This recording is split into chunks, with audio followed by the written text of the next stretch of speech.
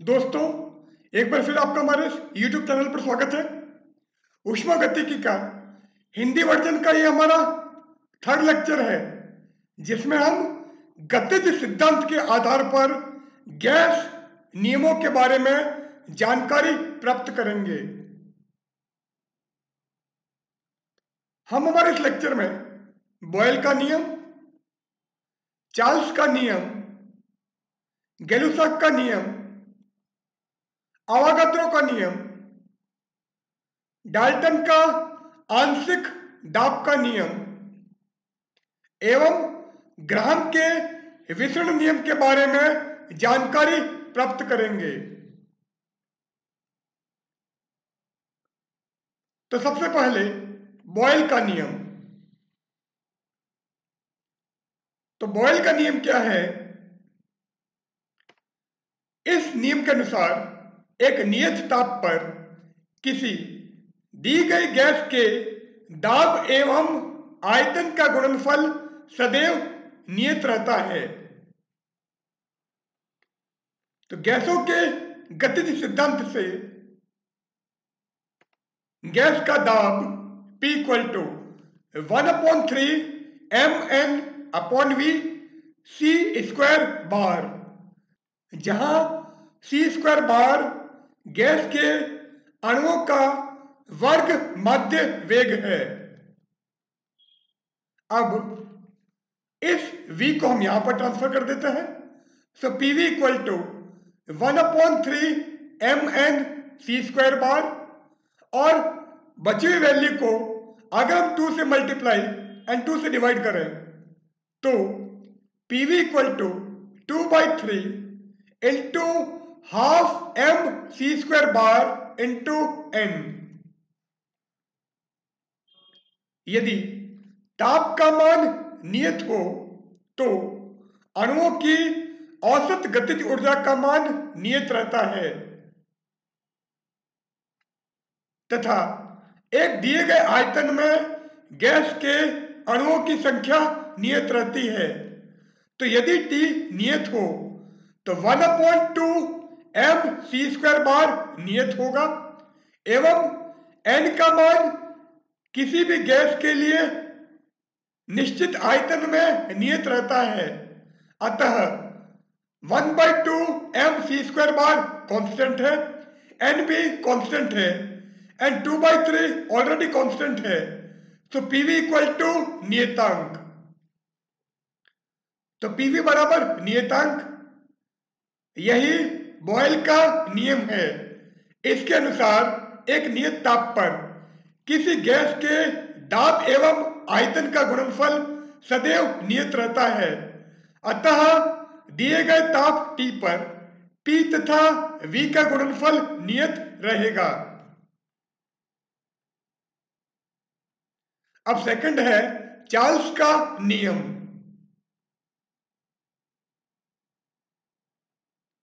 Charles के नियमानुसार नियत दाब पर किसी गैस का आयतन उसके परम ताप के समानुपाती होता है। गैसों के गतिज सिद्धांत से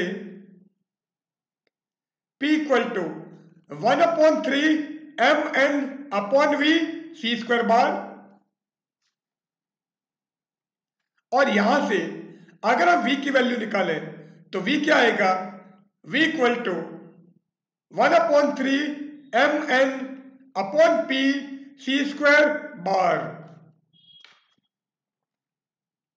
अब अगर हम इसको 2 से मल्टीप्लाई एंड 2 से डिवाइड करें तो 2/3 n/p into half m c² बार, परंतु 1/2 m c² बार = 3/2 kT, और ये हमने ताप की गतिक व्याख्या से निकाला है। So half m c² bar को 3/2 kT रख सकते हैं। So V = 2/3 n/p as it is. Half m c² bar को हमने 3/2 kT रखा है। So V equal to 2/3 into n by P into 3/2 KT।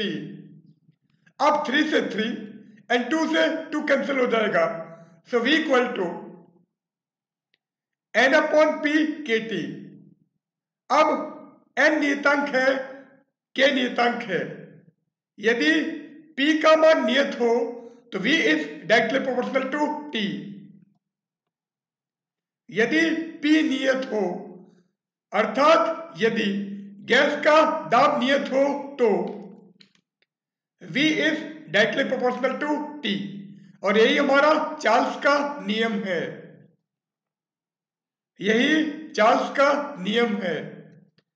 Charles के नियमानुसार यदि किसी गैस का दाब नियत हो तो गैस का आयतन उसके परम ताप के समानुपाती होगा।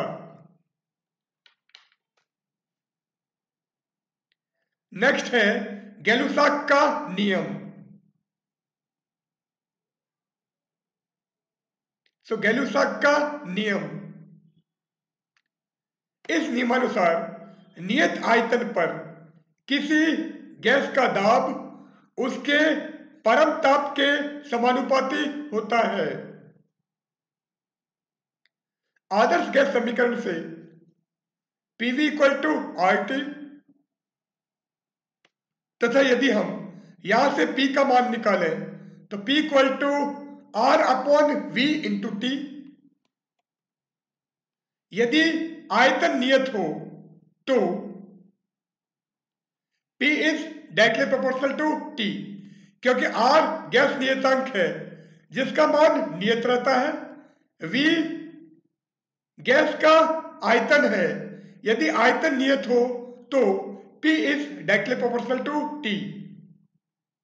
यही गै-लुसाक का नियम है, जिसके अनुसार नियत आयतन पर किसी गैस का दाब उसके परम ताप के समानुपाती होता है। नेक्स्ट, अवागाद्रो का नियम। तो अवागाद्रो का नियम क्या है? अवागाद्रो के नियमानुसार नियत ताप तथा दाब पर विभिन्न गैसों के समान आयतन में अणुओं की संख्या समान होती है। माना किसी गैस के एक अणु का द्रव्यमान m1 है, इसमें प्रति घन मीटर में अणुओं की संख्या n1 है तथा इसके अणुओं का वर्ग माध्य मूल वेग c1 है। एवं यदि कोई दूसरी गैस हम लें जिसके गैस के एक अणु का द्रव्यमान m2, इसमें प्रति घन मीटर में अणुओं की संख्या n2 तथा इसके अणुओं का वर्ग माध्य मूल वेग c2 हो, तो यदि दोनों गैसें समान दाब लगाती हैं तो चूंकि गैस का दाब P equal to 1/3 mn(c²) bar, अतः P equal to 1/3 m1n1c1² is equal to 1/3 m2n2c2²। ये प्रथम गैस का दाब हो गया और ये द्वितीय गैस का दाब है। चूंकि दोनों गैसें समान दाब लगाती हैं, इसलिए इन दोनों को हमने बराबर कर दिया है। अब 1/3 से 1/3 कैंसिल हो गया, सो m1n1c1² is equal to m2n2c2²। यदि दोनों गैसें समान ताप पर हो तो उनकी मध्य गतिज ऊर्जा समान होगी, चूंकि मध्य गतिज ऊर्जा ताप के समानुपाती होती है। अतः half m1c1² equal to half m2c2²। अब 1/2 से 1/2 कैंसिल हो जाएगा, सो m1c1² इक्वल टू m2c2²। और यहां पर m1c1 स्क्वायर को हम m2c2 स्क्वायर रखें तो m2c2 स्क्वायर से m2c2 स्क्वायर कैंसिल हो जाएगा। सो n1 इक्वल टू n2, अतः n1 इक्वल टू n2। अतः समान ताप एवं दाब पर समान आयतन वाली गैसों में अणुओं की संख्या समान होती है। यही अवागाद्रो की परिकल्पना है। नेक्स्ट है डाल्टन का आंशिक दाब का नियम। सो डाल्टन का आंशिक दाब का नियम, इस नियमानुसार यदि एक पात्र में कई गैसें विद्यमान हो जो एक दूसरे के साथ रासायनिक क्रिया नहीं करती हो तो गैस का कुल दाब उन अलग अलग गैसों के आंशिक दाब के योग के बराबर होता है। माना एक पात्र में कई गैसें हैं जिनका घनत्व ρ1, ρ2, ρ3 है। गैसों का वर्ग मध्य वेग c1 स्क्वायर बार, c2 स्क्वायर बार, c3 स्क्वायर बार है।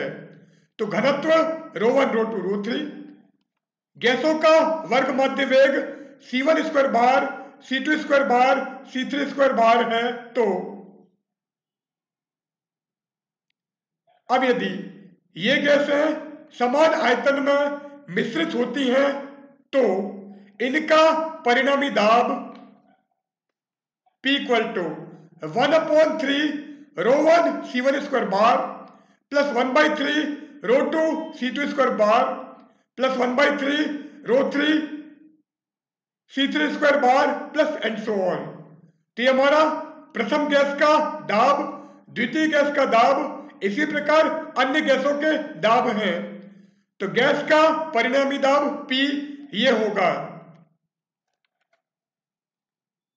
अब P equal to P1 plus P2 plus P3 and so on, क्योंकि इसको हमने P1, इसको P2 एंड इसको P3 माना है।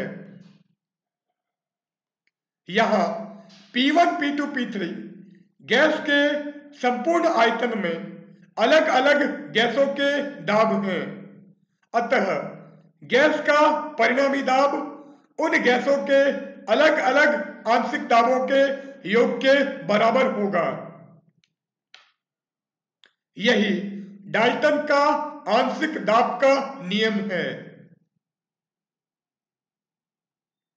अब लास्ट टॉपिक हमारा है ग्राहम का विसरण नियम।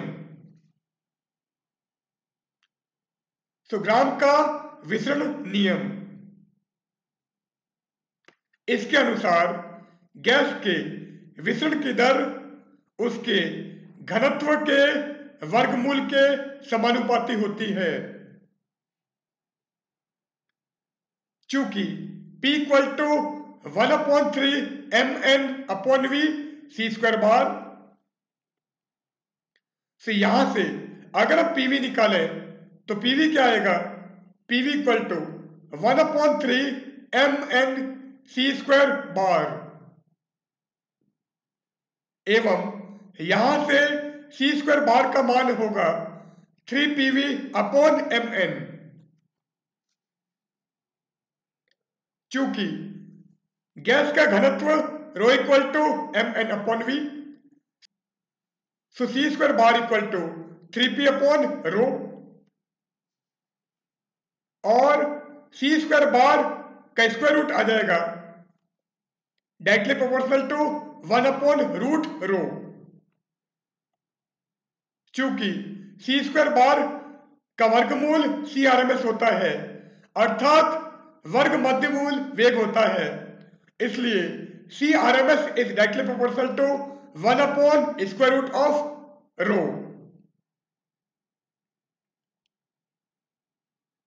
अब मैक्सवेल के अनुसार गैस के अणुओं का औसत वेग उनके वर्ग मध्यमूल वेग के समानुपाती होता है। चूंकि वर्ग मध्यमूल वेग CRMS गैस के घनत्व के वर्गमूल के व्युत्क्रमानुपाती है, means CRMS is directly proportional to 1/√ρ। अतः अणुओं का औसत वेग उनके घनत्व के वर्गमूल के व्युत्क्रमानुपाती होता है, क्योंकि अणुओं का औसत वेग वर्ग मध्यमूल वेग के समानुपाती है एवं वर्ग मध्यमूल वेग गैस के घनत्व के वर्गमूल के व्युत्क्रमानुपाती है। अतः अणुओं का औसत वेग उनके घनत्व के वर्गमूल के व्युत्क्रमानुपाती होता है। चूंकि किसी गैस के विसरण की दर गैस के अणुओं के औसत वेग पर निर्भर करती है,